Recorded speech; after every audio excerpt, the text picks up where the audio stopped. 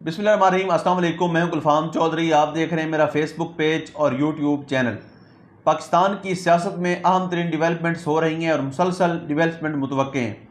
इस हवाले से हमारे साथ मौजूद हैं इमरान रियाज खान साहब। उनसे जानते हैं कि पाकिस्तान की सियासत के अंदर कौन सा बौछार आने वाला है और कौन सी नई डिवेलपमेंट्स मुतवक्के हैं।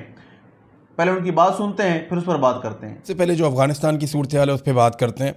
एक तो वज़ीर आला खैबर पख्तूनख्वा का बयान भी आ गया है और ये बयान मैं आपको जानबूझकर पढ़ के सुना रहा हूँ क्योंकि इससे पहले मैंने आपको बताया था पाकिस्तान तहरीक इंसाफ का ऑफिशियल मौक़िफ़ क्या है।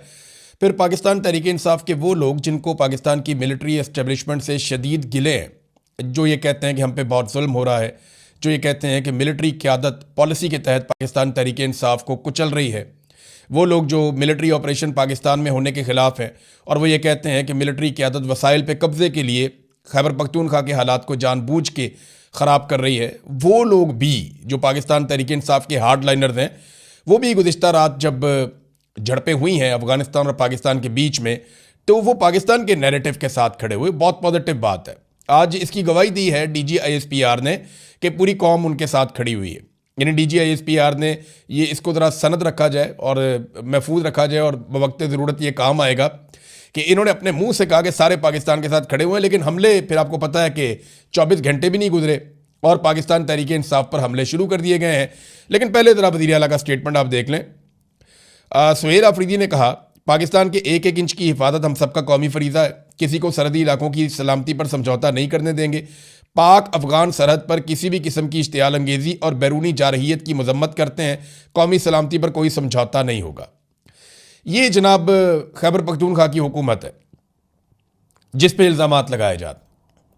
देखिए, सुहेल आफरीदी ने भी स्टेटमेंट दे दिया, सबने दे दिया। ज़रा एक चीज़ मैं आपको क्लियर कर दूं कि इस वक्त जो हुकूमत के हमायती हैं या जो इस वक्त एस्टेब्लिशमेंट के हमायती हैं, जैसे कि फजल रहमान साहब हैं, जैसे कि ANP के ML वली खान साहब हैं, तो इन लोगों ने बिल्कुल हमायत नहीं की पाकिस्तानी फोर्सेस की उस तरह से।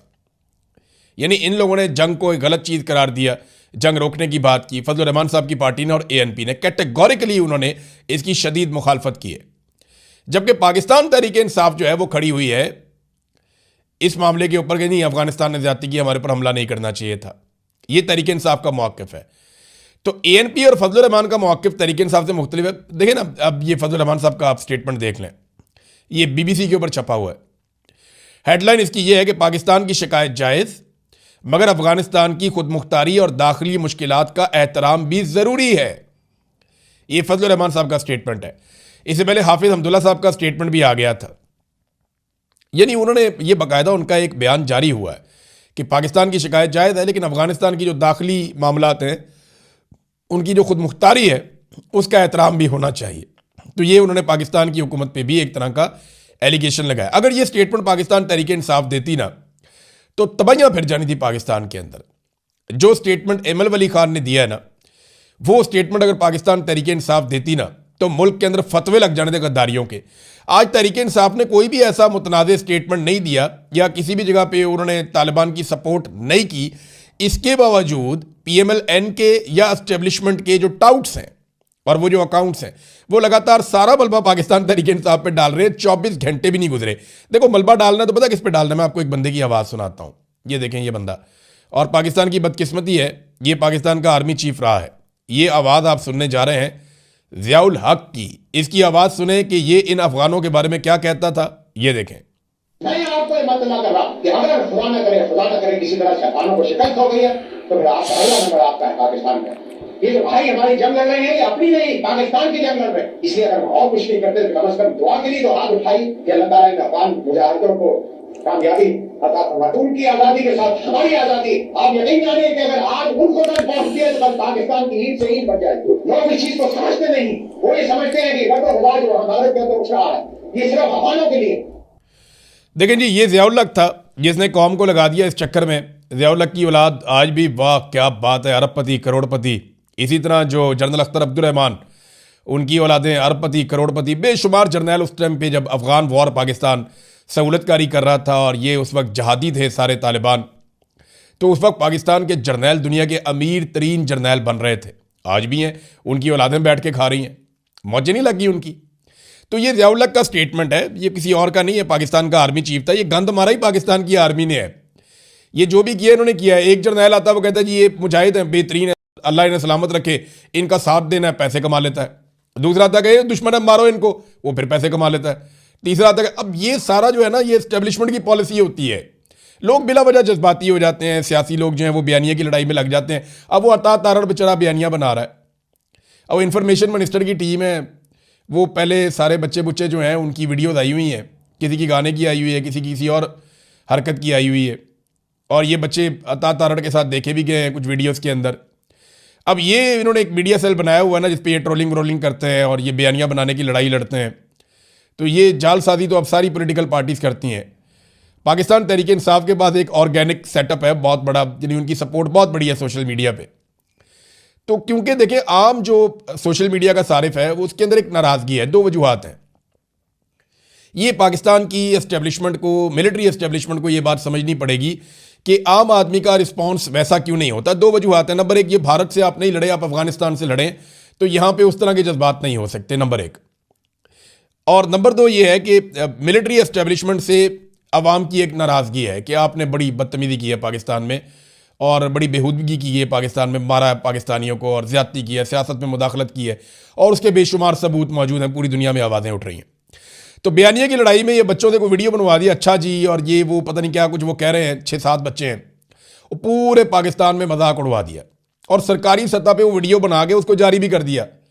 और इंतहाई थर्ड क्लास किस्म का कंटेंट है, कुछ उसके अंदर नहीं है, वो देख के हंसी आ रही है। किसी नॉर्मल से टिकटॉकर को पकड़ लेते ना और उसे कहते कि हमें कंटेंट बना दो, तो वो इससे कई गुना बेहतर कंटेंट बना देता।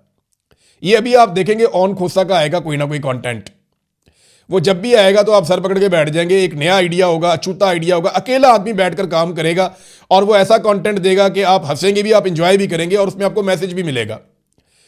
बेशुमार और लोग हैं, बेशुमार और लोग हैं, उनका कंटेंट आएगा, देखिएगा 30 सेकंड में 50 सेकंड में वो काम कर देंगे कि आप हैरान हो जाएंगे। लेकिन ये इस काबिल ही नहीं है। एक तो पढ़े लिखे नहीं है, दूसरा इनको समझ ही नहीं है और ये इनकी फील्ड ही नहीं है। ये जबरान इलियास की मिन्नत कर लें तो उनको कह दें जनाब थोड़ा सा कंटेंट बना दें, तो देखो वो कैसा आपको बनवा देते हैं।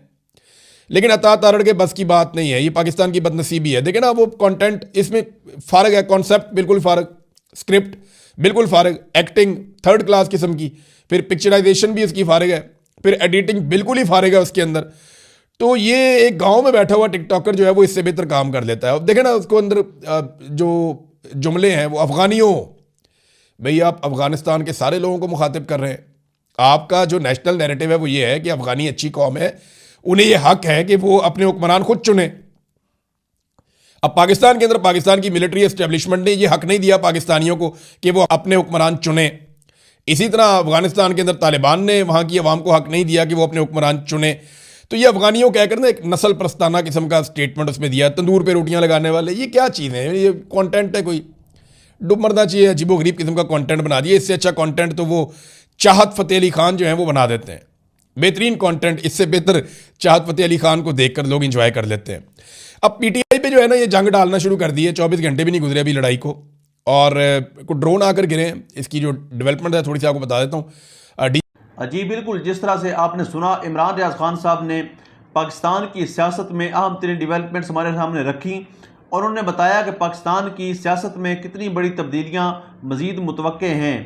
यानी इस वक्त पाकिस्तान की सियासत इंतहाई मुतनाज़ बनी हुई है और सियासत से ज़्यादा मामलात अदालतों के अंदर चले गए हैं। लेकिन इस सूरत हाल के अंदर फिर भी अगर ये सियासतदान इकट्ठे होकर बैठें और पाकिस्तान के अंदर जमहूरियत की बहाली के लिए कोशिश करें तो कोई ना कोई मुतवाज़िन रास्ता निकल सकता है। अल्लाह पाक वतन अजीज़ का हामी और नासिर हो। पाकिस्तान जिंदाबाद।